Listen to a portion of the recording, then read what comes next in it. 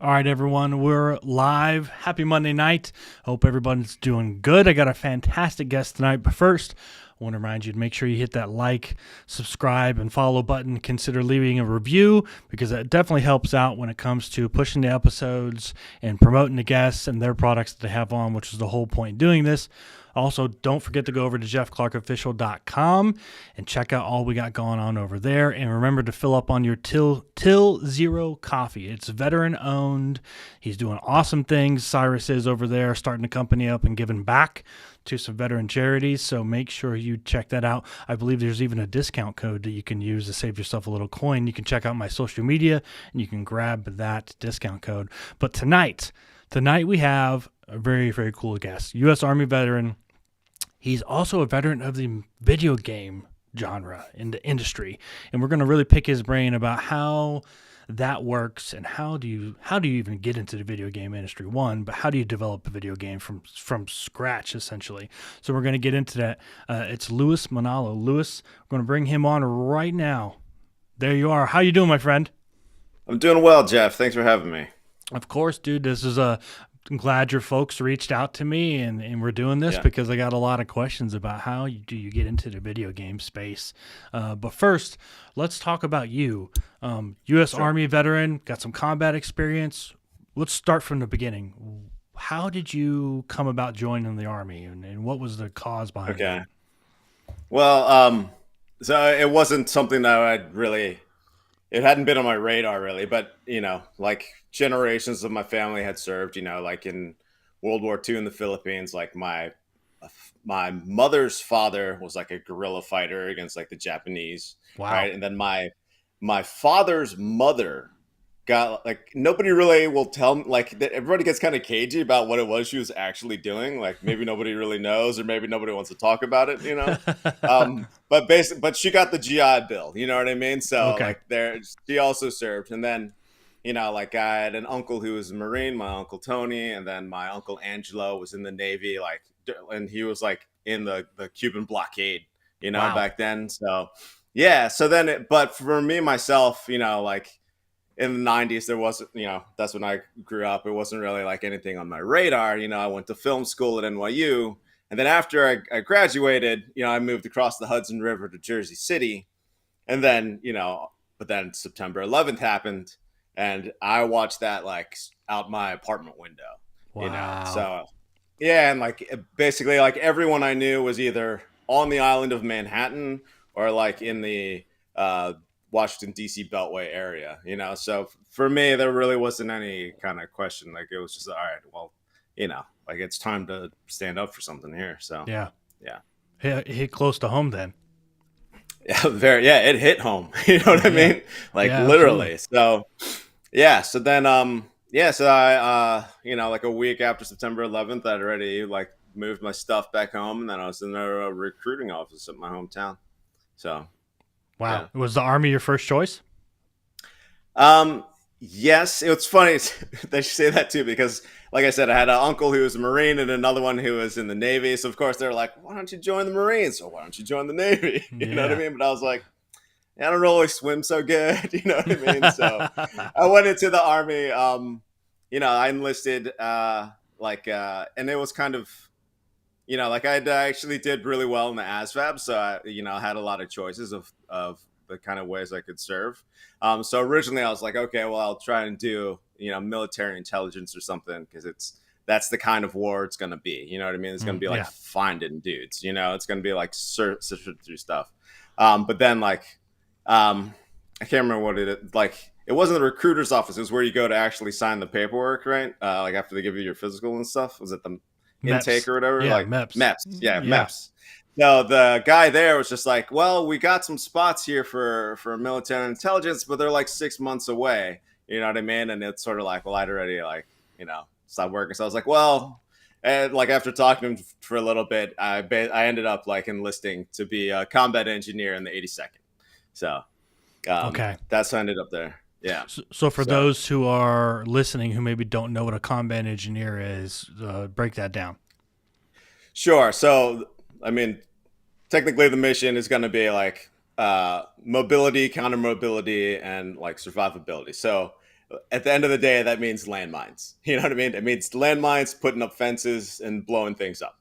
Okay. So yeah, going to Afghanistan, like a lot of my job was, we did do like kind of support for like the infantry, of course, and also sometimes we were even on, like along with the infantry, we're on support for like SF teams, because Yep. when there's like a chance of a landmine or an IED, you don't send the guy you just spent a couple $1 million training. You sent the guy you trained for 11 weeks. You know what I mean? so It's so true. that's how it is. That's the economics of war, right? So that's how it was. And so a lot of the stuff we did too was, blowing up weapons caches, and also we did stuff just like the schoolyards in this town, where the schoolyard in this town where we're at, they're getting a lot of trouble because they're teaching women, they're teaching little girls how to read and stuff. So we ended up like doing like regular like sweeps of the schoolyard. You know what I mean? Just making sure that it would be safe for the kids just to go. All right. So a lot of stuff like that out there. Yeah. So how long were you in the So Army? I enlisted in '01 and I got out in like the fall of '04. So it's really just one enlistment. Okay. So Yeah. And then yeah. how did you get into, like, what did you do next? So it's a circuitous path, right? But basically, I tried to get back into the writing and the filmmaking that I was doing before. Okay. But it was kind of the way I felt about it anyway. The way it felt to me was that like my contacts at all just kind of kept moving. You know what I mean? So like everybody had moved on for 3 years, and then here I was trying to like basically had to get started again. So I ended up. It's kind of. So I'm trying to think of like. So it was also hard moving back to New York City, because even at the time it was kind of when my work history was just was the Army. You know what I Yeah. mean? It was hard to find people who understood what that meant or who could take it seriously.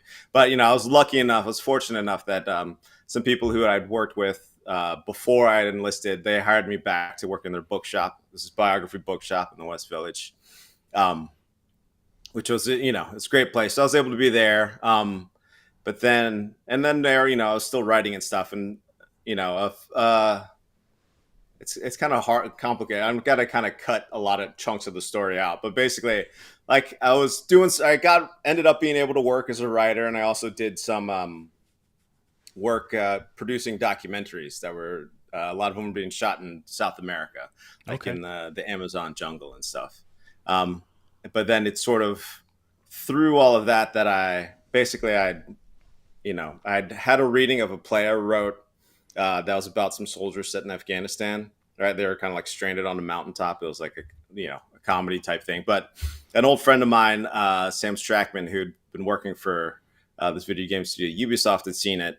And then like a few months later, basically, like having known that I had served in the military and that I knew South America, he hired me to work on the game Tom Clancy's Ghost Recon Wildlands. Because at the time, like authenticity was very much a part of what Ubisoft was going for. Mm-hmm. It was just, and so like it was be an asset to them to hire people who had firsthand knowledge, this kind of stuff. So yeah, that's how I got into games. Again, it was another thing that I wasn't necessarily like looking at or aspiring to do. But I had a really great experience working for Sam on that. Again, like the person like who gets like the writing credit is crap, I'm forgetting his name now. Don Winslow, like the author of Power of the Dog and stuff. Oh yeah, yeah. He worked on a lot of that Yeah, stuff too. yeah. So, like like a lot of the plot and like the characters were like all him. You know what I mean? Like, yeah, I don't need to explain like his reputation to you. I guess, Yeah. clearly. Yeah. Don's legit.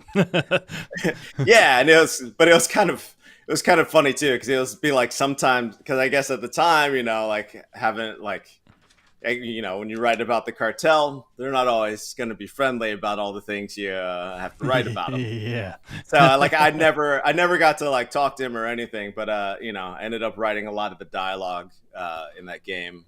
I wrote a couple of the characters like I created, but again, it was all like with the foundation that he and Sam Strackman, the narrative director, had laid.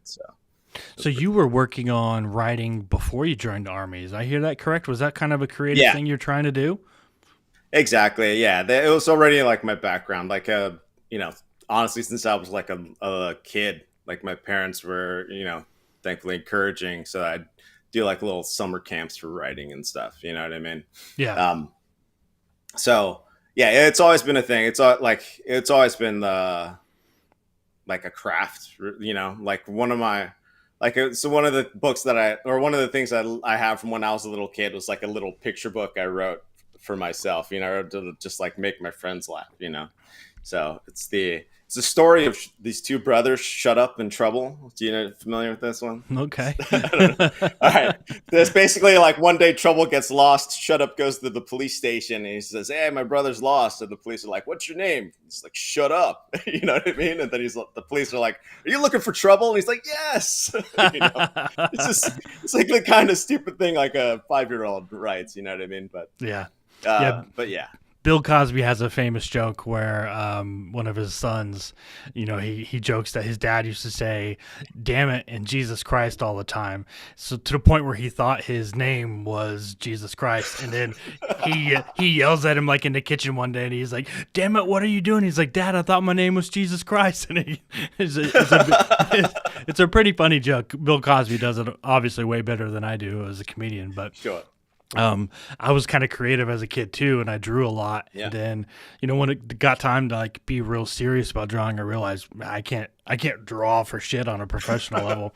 Yeah. But my daughter is incredibly gifted. Like I bought her an iPad for Christmas, and she uses that Apple Pen, and is like you can just see the creativity. I'm trying to push her in that direction. Like, hey, That's awesome. go to graphic design.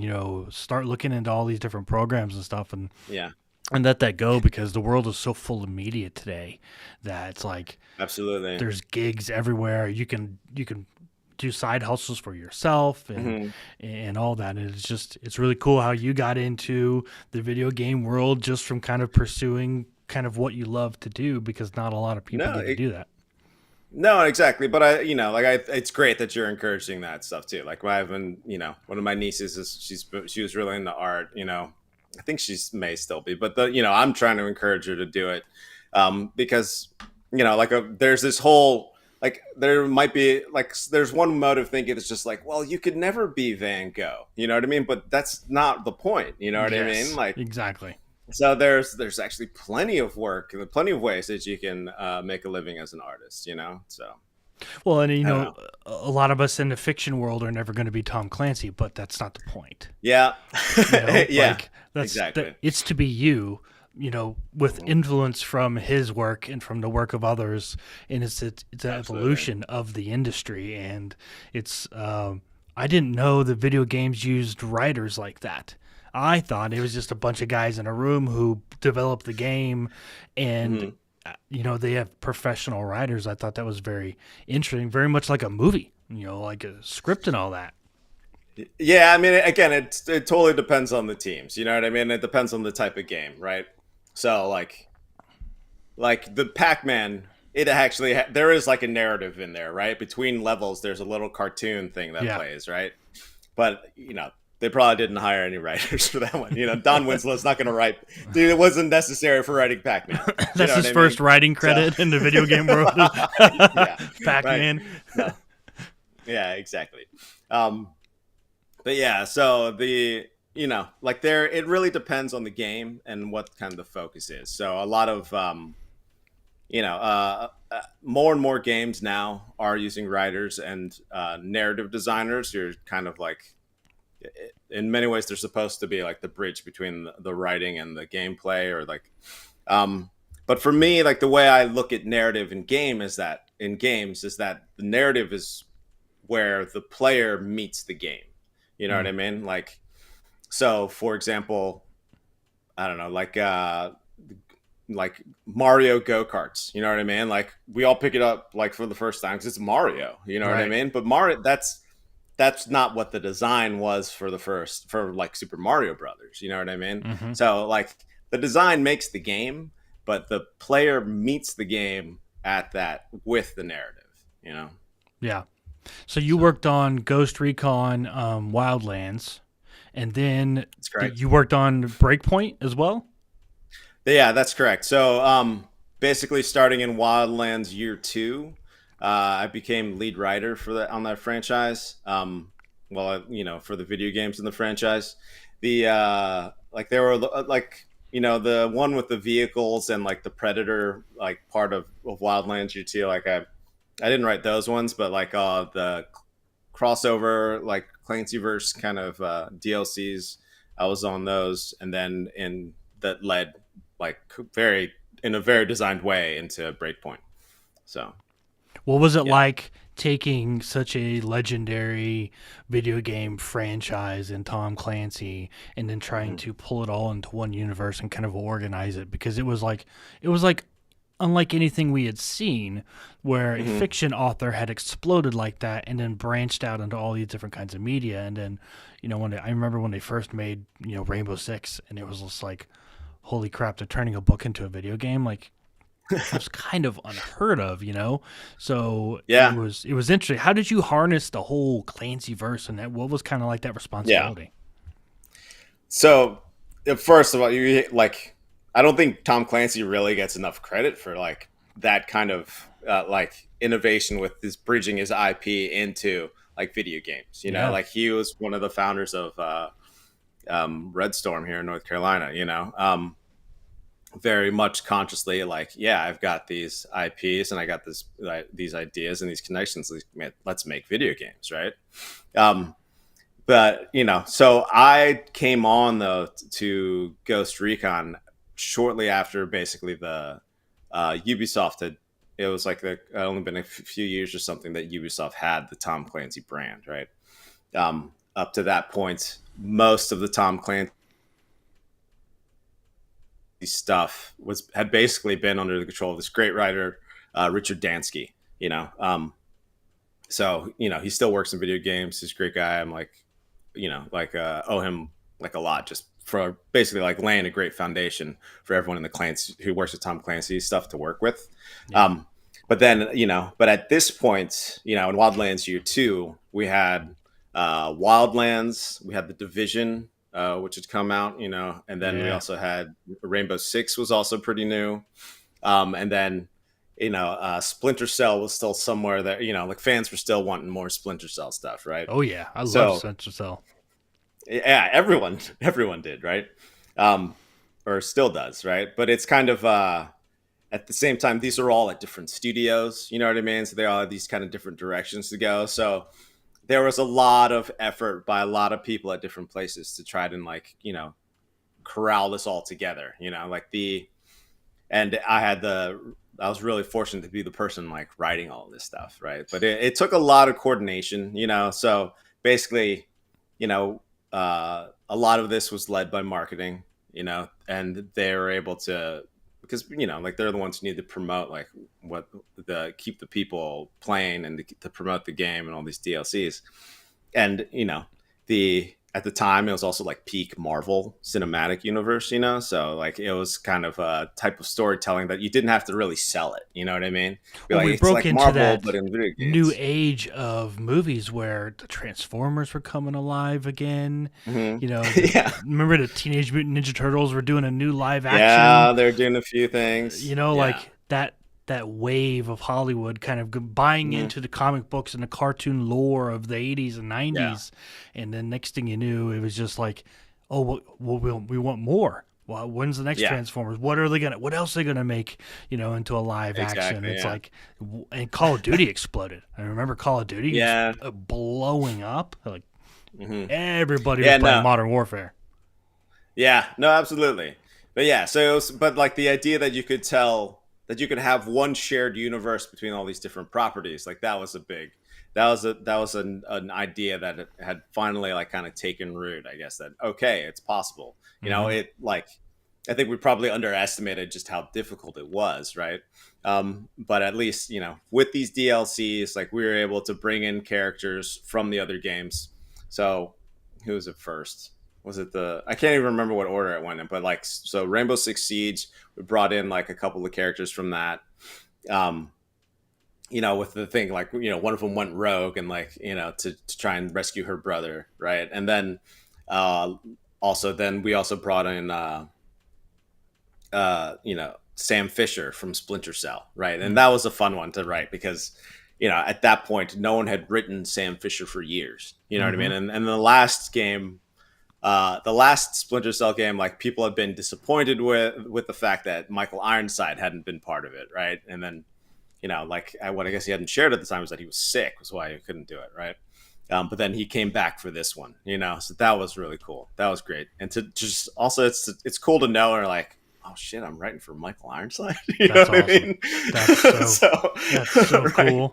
So that was really fun, and then of course, all that led into planting the seeds for Breakpoint with John Bernthal also. So that's probably the part that I had the most fun with too, because then we basically we were trying to build it even bigger at that point, so Yeah, what was it like? Did you get to work with John at all on that? Does he have direct? yeah. So I didn't get to be on the mocap shoots with Michael Ironside, but I was on the mocap sets with John Bernthal, and like as the writer I was able to be there for them.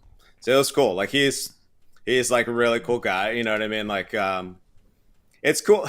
One of the things that I kind of think about too is just like he is a genuinely tough dude. You know what I mean? Like the way that his kind of image is, right? Like you wouldn't like if there was going to be a scrap, you'd want him to be on your side and not against Absolutely. you. You know what I mean? Yeah. But like even more than that, which is like probably which people don't like recognize because he's very good at his job, but like he's like very much about the acting craft, like the craft of acting. He is super serious about it, and that's of course like why it's so good and authentic when he performs. You know what I mean? So, but Yeah, I yeah, love and him. He's been in so many movies and now doing the Punisher thing, and he's going to come back as yeah, the doing Punisher Punisher. I'm like, again. oh, man. Oh, I Yeah, love John Bernthal. I think he's awesome. yeah, no, he was great. I mean, the literally like the whole cast on that was really great too. Like it's kind of like you won't a lot of the names aren't as recognizable, or they weren't at the time, at least for the acting stuff. But you'll but one of the one cast member who blew us all away kind of was just how fucking cool this guy. Sorry, can I curse on your show? It's Is that fine, okay? man. Do your But thing. yeah, but it was Rodney Mullen, right? So I don't know if you know your skateboarding stuff, but when you see somebody skating on the street and then they ollie, he's the guy that invented that, right? Oh, wow.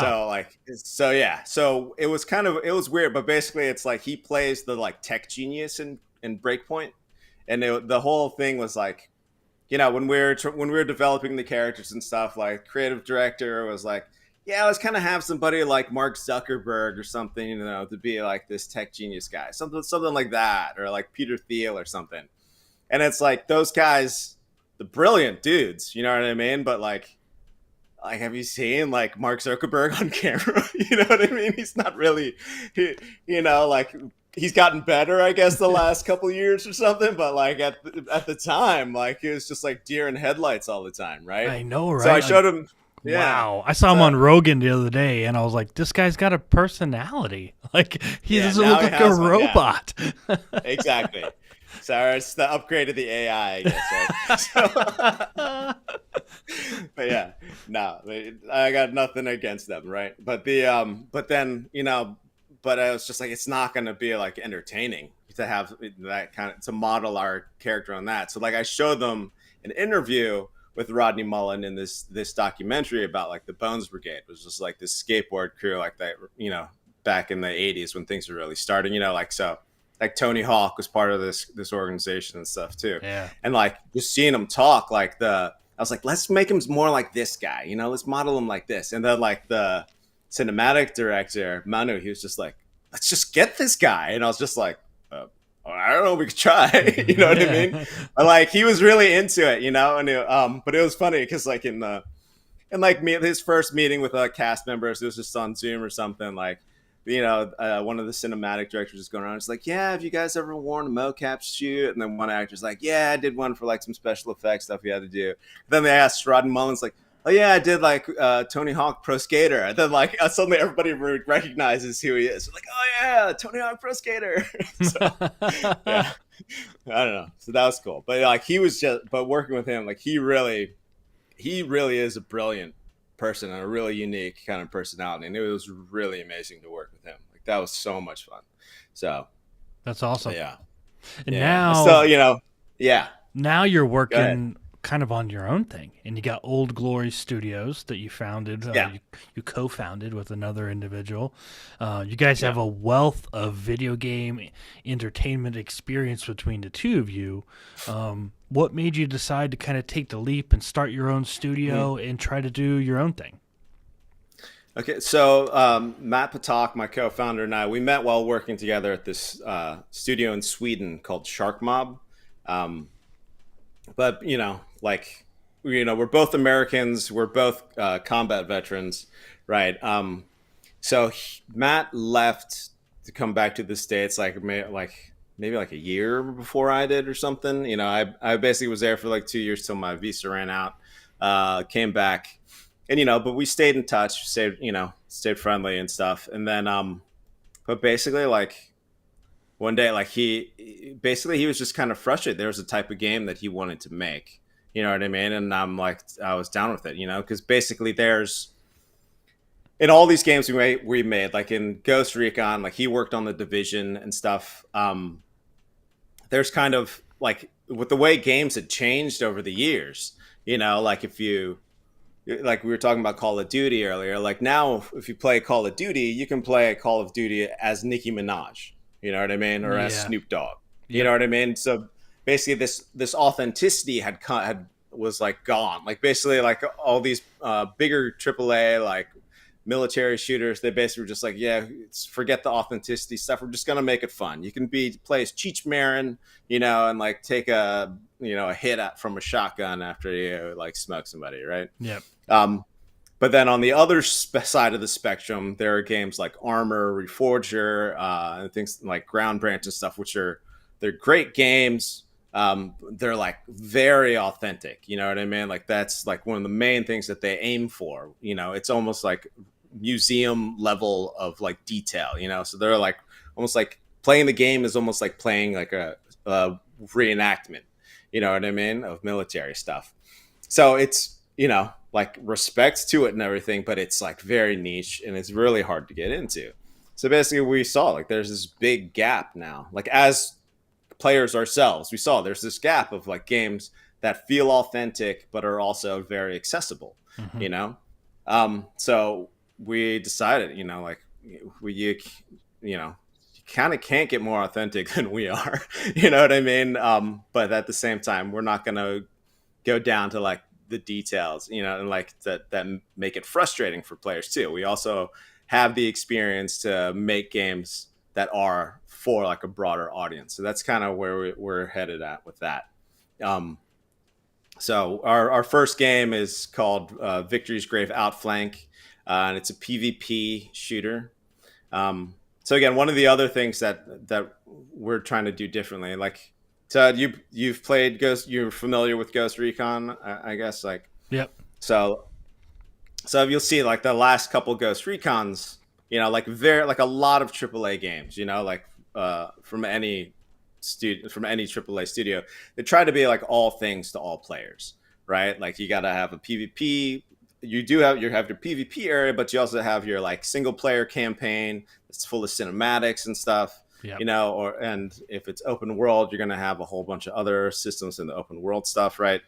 Um, but as I saw as the lead writer on Ghost Recon, like not everybody wants to play all of that stuff. You know what Oh I no, mean? there's So tons of people who don't yeah, care about the campaign at all. yeah, They exactly. They buy just it dig just to right into the play, PvP. shoot Yep, zombies. That's all they want to do. exactly. So from where we're sitting, it's just like, well, why not just divide those games up into several different games? So, you know, like had done with Clancyverse, just like keep that same world, but have it go across several different games. You know what I mean? So even with that, you can still even have like the same like big narrative arcs. You know what I mean? The same big story beats, or story events, I should say. But then, like, well, if somebody only wants to play PvP, they just buy the PvP game, and hopefully we can make it a lot cheaper than what like a AAA game would cost for a player, right? But if they want the narrative stuff, like the second game that we have planned, that hopefully we'll be able to have in pre-production later this year, would be like narrative focused, you know. Okay. Um, so then but if you want to do both, you can get both games, and hopefully will still be like more affordable than buying one big AAA game. So Yeah. What's it like starting a video game from scratch? Like what's the technology involved? I'm assuming you have to sure. have a massive amount of computers and bandwidth in order to Okay. try to generate something like that. I Yeah. mean, if I'm talking wrong, correct me, but I'm just Yeah. assuming Yeah. it takes Okay. a large It's amount of actually technology. no. So again, my background is film. And a lot of I came up in film in the '90s when like independent film was like a really big like force in the U.S., right, or in the world cinema, really. And like most of those studios would really just be two people at their core. It would be like a producer and a director, right? And then they hire out people freelance who's going to write the music, who will act in it, and then they might outsource stuff like if they have any special effects or like post production. That could be a big thing. We're going to use this post production house to edit the movie and stuff, right? So, like, similarly, the way we're doing stuff now, there it will require a lot of people, but at the same time, it's not like we need to keep all these people on salary all the time. Like, it doesn't make sense to have a composer on salary, you Sure. know like Just hire them but for the there are job. exactly, you're hiring them for the job. Like, like every studio that I know of like hires actors freelance. Like, I don't know any of them who have like an actor that's on salary, you know what I mean? But Yeah. at the same time, like, but there are other jobs like concept art, people who are like coming up with the designs of what the characters will look like. You don't need to have them on salary either, because once you guys have decided, okay, this is what it's going to look like their job's kind of done, you know what I mean? Yeah. So like, and coming from film, that's like the more sensible way for me that it makes sense to do it. Now, in terms of the actual like computer, like the software part of it, and the programming part of it, that's actually become a lot easier these days than it was maybe even just 10 years ago, because there are now you can basically like license what are called game engines. So like Unreal Engine is kind of, that's one of the bigger ones out there, and that's what we're using for our game. So like a lot of the under the hood stuff, basically, like that's already taken care of. So we don't have to worry about like with a car, we don't have to worry about building an engine. You know what I Mm. mean? We can figure out a lot of the other stuff. So Okay. How did you come across like the idea, and when did you like what was the driving factor behind like, okay, I got to figure out what kind of story we want to do that's different, that will be mhm. attractive to people, maintain that authenticity, utilize some of our combat experience. Like Mhm. what was that creative process like when you guys decided on the Mhm. design? Okay, so the to give it more context, I guess the setting, the Victory's Grave, which is the basically the story that's going to be the setting for all these different games. It's set in like the mid '80s. Like, so we're saying that, okay, so it's 1984, Eastern Europe, middle of the Cold War, right? So, but then suddenly there's this huge global blackout. No one knows what's going on. So you got like these soldiers on both sides of the Iron Curtain, Warsaw Pact and NATO. No one knows what's going on. They assume it's some kind of attack. So they just revert to Joe logic, right? Shoot something, right? So Yeah, then yeah, fighting breaks out, and then but then as we know now, which we didn't know like in the '80s, like the Soviet Union didn't really have as much the infrastructure wise or even supply wise as was advertised. So the idea is that, okay, the NATO starts pushing east, but then eventually, like after, because if there's no power, you're not getting food. Like all your medicines are spoiling and stuff. yeah. Like your A lot of hospitals probably problems. aren't running properly. Yeah. Yeah, So basically, the Soviet Union just crumbles, and then suddenly we have all these like soldiers who are like left in like the middle of Eastern Europe, right? So some of them can try to continue their mission, whether it be like for NATO or like a Soviet Union that really doesn't exist, or some become just straight bandits. Some try to become warlords and stuff. But basically, like there are all these different possibilities for different stories that can happen in this world, right? But even though it has like that whole like blackout aspect of it, we're trying to keep it very much grounded in the authentic stuff of that time period of like 85. So like no Glocks. You know what I mean? Oh, yeah. Sorry. So I think there are some Smith and Wessons though that were like metal, like autoloaders, right? That you can have.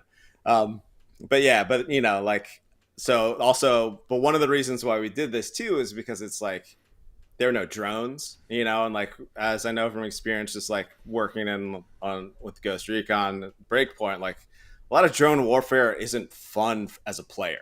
You know what I mean? Like if you're trying to play a video game, it takes away some of the fun. There's also like we're also gonna probably do iron sights. You know what I mean? Because and no optics really back then. Yeah, no red dots. I mean, there's some other optics, but not really red dots. Exactly. Yeah. So a lot of this stuff really is like the reason we're like Matt was already looking at 1985 or like the 80s was because that level of technology would keep the gameplay like kind of raw. So cool. So that's kind of why we were leaning towards that. And then he also likes the landscape in Eastern Europe, because a lot of the games you have that are PvP, like something like Counter-Strike, like they're very much like Mount, they're urban, they're in going room to room kind of stuff. But like with this, we're going into the countryside where like trench warfare. Yeah, like you mentioned that we actually just got trenched into the game, so we're gonna start playtesting with that soon. Yeah, but yeah, like so there's stuff like that, but it's also because we also have this context of it's kind of post-apocalyptic. They're going to be smaller teams. It'll just be, at least initially, we're doing 5 versus 5. That's an initial plan at this point. So cool. It's kind of cool. Yeah. So we've been, we shipped the first playable prototype back in August. So we've been playing the heck out of it with like some kind of inside testers, mostly like friends of ours or friends of friends. And it's like really fun. And that's kind of the thing. Like as somebody who working in the game, like that's always like a huge relief. You know what I mean? Yeah, you create this video game, people are like, dude, this is not fun. And you're like, no, what do we do now? Yeah, it's definitely confirmation that you want to have. Yeah, exactly. And so the fact that we're still having fun like months later, and now we're polishing the game up, trying to get to what's called the vertical slice, which is basically like making one layer of the game, one level of the game. As opposed, so it's we're gonna have several different kind of places where you can battle it out, basically, but we're just gonna make one of them for this vertical slice. So hopefully we'll have that done in a couple months here. What platforms will it be on? All of them? At this point, we're just planning for PC. Like it's a lot of people who play like the kind of mil sim games that I was talking about that are a little more hardcore, they play on PC, and we figure that'll be the kind of like it'll be people who kind of want something a little more I don't want to say laid back, because it's not exactly laid back, but it's something a little where you don't have to commit as much time, I guess might be one way to put it. Like our matches, it's round based, like it's very much kind of designed to very easily be like an esport or something, and it's so like our matches would be like probably 45 minutes ish, sometimes a little shorter, whereas like a lot of these games that are like Hell Let Loose or something, you could play those for like a couple hours or something. Oh yeah, like Battlefield. I've been playing a lot of Battlefield lately, and you can play Battlefield forever, and I feel like when the heck are we gonna win or lose? I'm tired of sitting here. Like it's been a minute. My back hurts. Exactly. So that's the thing too. It's just like, wait a minute, I have kids. I should probably see them. Yeah, I should feed myself. I should feed them. Like, yeah. That's another thing that we're looking at as well, because like we're both in our 40s, and it's just like we understand, like, because all the people who we used to play for hours with too, they're like, sorry man, I can't make it, I gotta take my kid to soccer, you know what I mean, Yeah, or whatever yeah. it is. So What do you yeah. think about the rise of the esports? Like that's kind of from a video Hmm. game guy, somebody who's been into industry. Yeah. It's a hobby and a kind of a habit and a getaway. Like I have a PlayStation 5. I jump on and Hmm. play some NHL hockey, some Call of Duty, some Yeah. Battlefield, a couple times a week. That's my sit down time, my outlet. Blow off some steam. Yeah. But it's turned into more than that. It's turned into more than just weekend binging at midnight. Hmm. It's esports. It's these programs that, I'll admit, at one point in time I thought that's dumb. It's not a sport. Why the heck are we encouraging kids to sit down in front of a TV screen? Yeah. But it's harnessing kids and their creativity in ways that I really did not expect when I kind of started digging into it. And I realized Hmm. it's giving those kids who maybe don't do art and don't do sports and don't do all these other things kind of a thing to focus on. And it's better to be doing that than to be on the streets. Hmm. So never going to be mad at that. But what do you think of the rise of esports as a video game guy? Yeah. It's definitely really interesting. Like it's not something that I expected, because again, like I'm a little older than a lot of the people who are really into it. Like for me, like like I grew up playing, like, I don't know, like one-on-one, like it was like Larry Bird and Magic, and was it Dr. J, I think, and Larry Bird in that thing, Yeah. right, in that old PC game, right? But then like but in terms of like how it's blown up, I get it. I understand it more now, actually, than I did a few years ago. Partly because of just my own kids, or like getting old enough to like care about those kind of things. So like where like they'll just watch people on YouTube playing video I games. You know, know what I it's mean? Like, crazy, right? Like I walked and into my son's yeah, room before. I was like, "What are you doing?" He's like, "I'm watching video games." I'm like, "I don't see a controller in your hand." He's like, "No, I'm watching somebody else play." yeah. I'm like, So a what? lot of that is so that they, yeah. So a lot of that so that they understand like different things that they themselves can do, right? Which Yeah, is kind of like, they're so if you think studying about it, almost. yeah, no, very much. And that's the thing too. So it's just like, but it's also video games now, especially for younger people, are very much a social thing as much as it is a play thing. Yes. As a thing for playing. You know what I mean? So for me, for me, I think about it as just like, okay, it's like basketball in the neighborhood. You know what I mean? So Yeah, it's a like, community thing. They're building communities exactly. online So on Twitch it's and just all these not other physical platforms. anymore. Yeah, Exactly. So yeah, it's not the physical space of the basketball court in the neighborhood. Instead it's like, this arena thing. So then, yeah, it makes sense. The people playing basketball, want to see pros. People who are excellent at it. hmm So that's how I understand it now, and that's how I think it totally makes sense. I think it's going to be around for a long time. I don't think it'll ever, you know, completely, it'll never get rid of like the actual like physical sports. You know what I mean? There's still going to be a Super Bowl, or if there's going to be esports.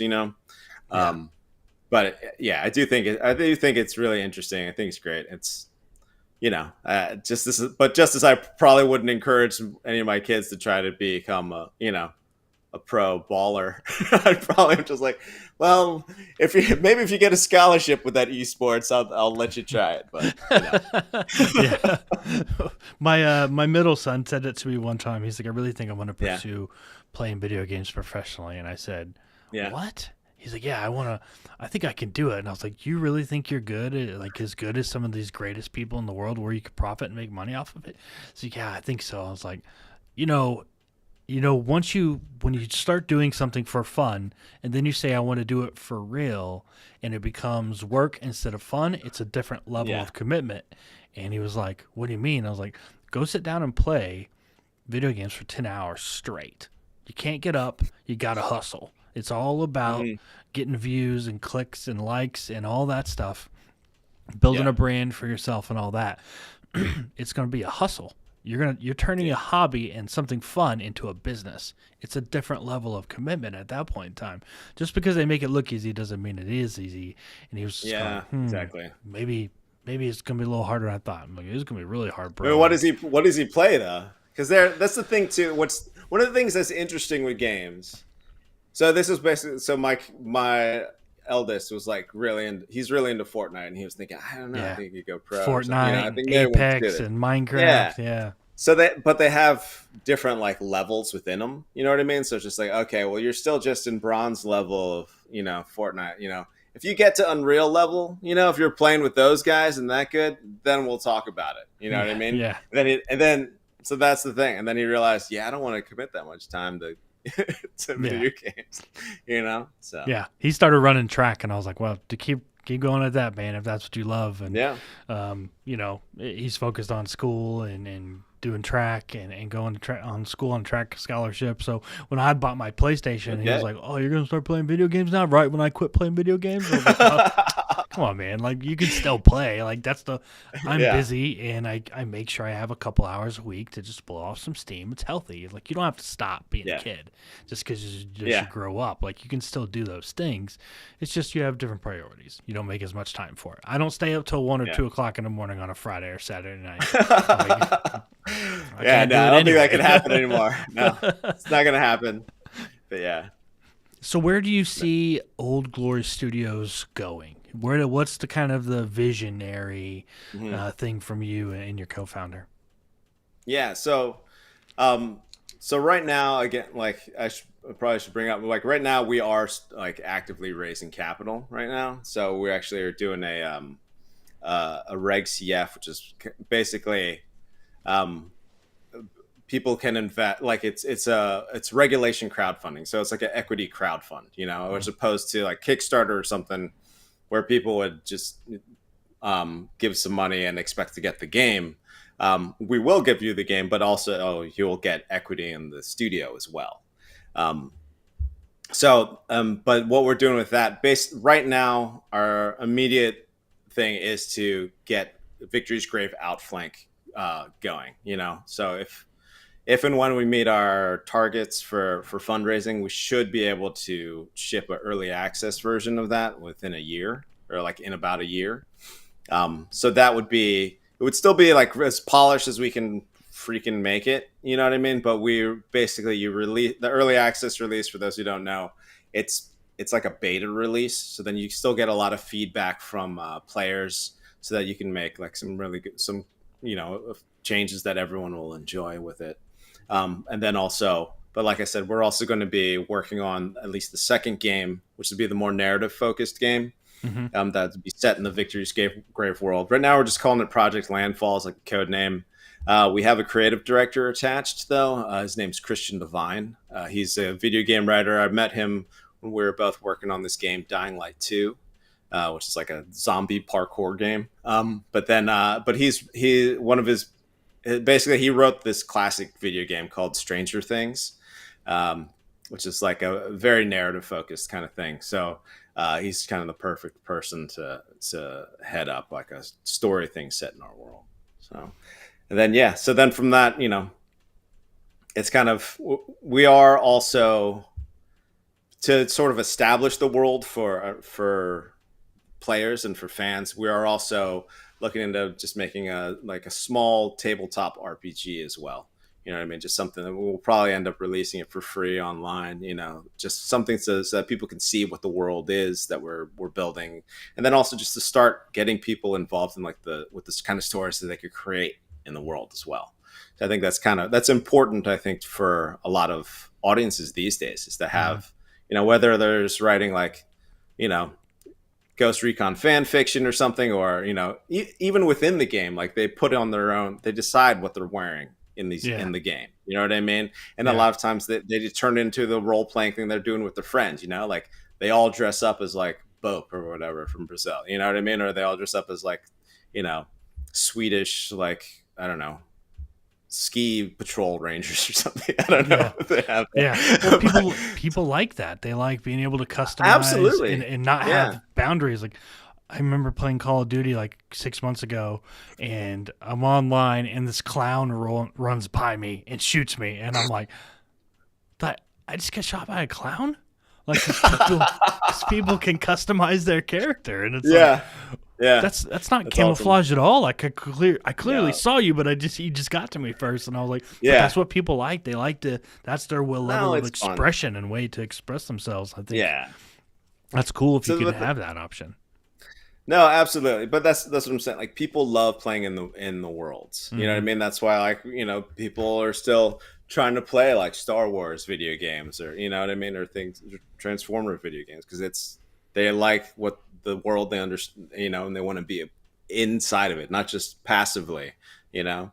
So like, we're trying to give players different ways that they could do that. And tabletop RPG is like a kind of very, you know small edition that can still give a lot of value to people.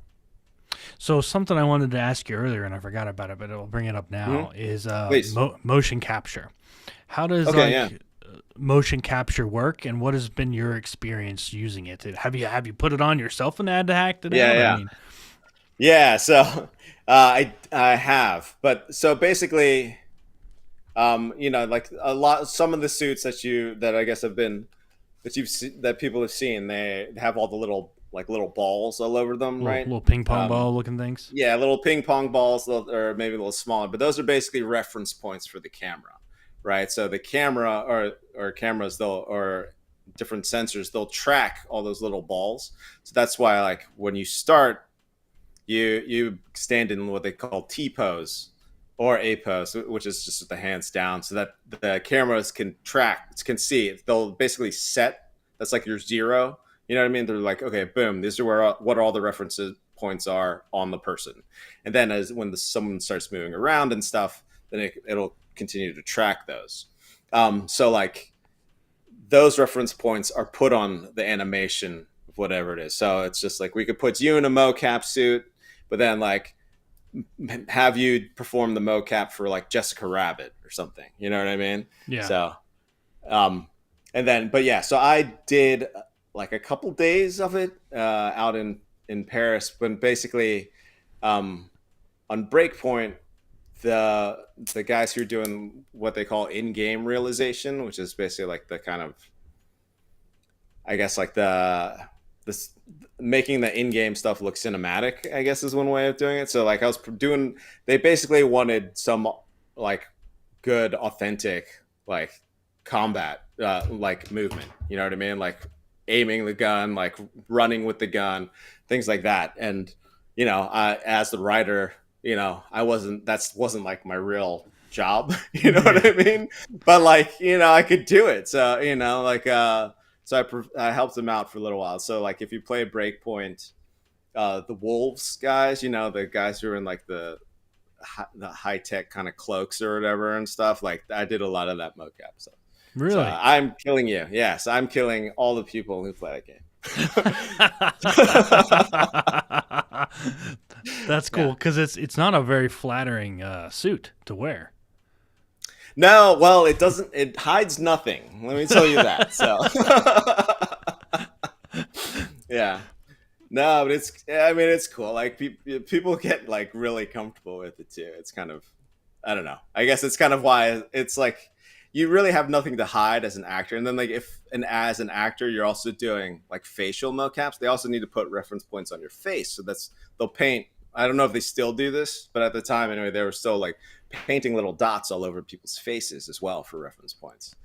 So like if you're an actor, you're not only in this kind of like ugly skin tight suit with all these little balls on them and wearing these like gloves that have all these little balls on them, but you got all these weird dots on your face too. So, I give a lot of props to people who do a lot of that mocap stuff, because it's, like a lot of acting, like so much of it just depends on being able to concentrate, being able to focus. You know what I mean? Yeah. And like, you're all out there, you know what I mean, with like weird dots on your face, but you're still able to like play it. That's bully for you. Yeah, It's that's not pretty cool. yeah, yeah. So, what's kind of next? You said Mhm. you're hoping to get kind of the first version out there Mhm. so that people can start testing it out, and then you'll work on a narrative this fall. You said. So, these are actually, again, they're two separate games. So the vertical slice, we're hoping to get that in like May, and then after we have that, and we say, okay, we have this one level, it works really well. We are also hoping to partner with a publisher, and that would be basically the person who releases the game to the audience.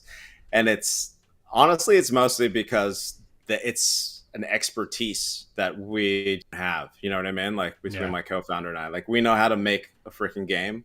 Like I think I've already shown at this point I can actually put a team together who can make a game, like and find the right resources.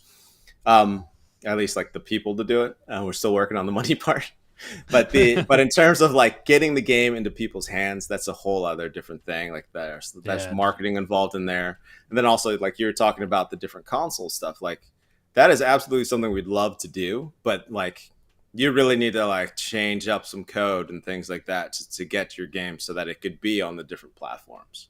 Like on Xbox, it's a little easier from PC, but then going to PlayStation or even going mobile, like that's a whole other leap. And that takes a lot of resources in addition to money, just like know-how. Yeah. So we are looking for a publishing partner for sure. But then, keeping control of the story part, we're also going to start working on that this summer. But again, this is going to be like the pre-production stuff, mostly like planning and design and stuff. And then, if and when things come together, about the time that we release Outflank, we'll start working on Project Landfall in earnest, because again, like one of the other advantages is that we're trying to like working on multiple games in the same IP is that you can use a lot of the same assets. You can use a lot of the same learnings, right? So like, okay, like, and also it's like, if we create this character, or if we create like this type of character, we can put them in both games. You know what I mean? Like Thanos wasn't just in one Avengers movie, like he was in several, you know what I mean? So it saves you in that respect for some of the work. But yeah. So before I let you go, where can people go to follow along with Old Glory Studios and kind of stay tuned and maybe throw their name in the hat of being a tester? Where can they go? Sure. Yeah. So I would go to our website, oldglorystudios.us. There you can find ways to support us.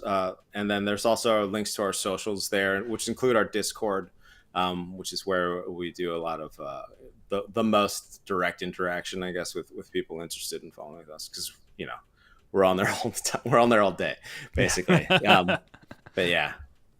Well, there you go, folks. That's Luis Manalo with Old Glory Studios. Definitely go check them out and follow along and see what they got going on.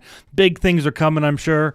And Luis, it was a pleasure, man. Thanks for doing this. Thanks so much for having me. Yeah, we'll end the stream here and chat offline. But thanks to everybody for tuning in tonight.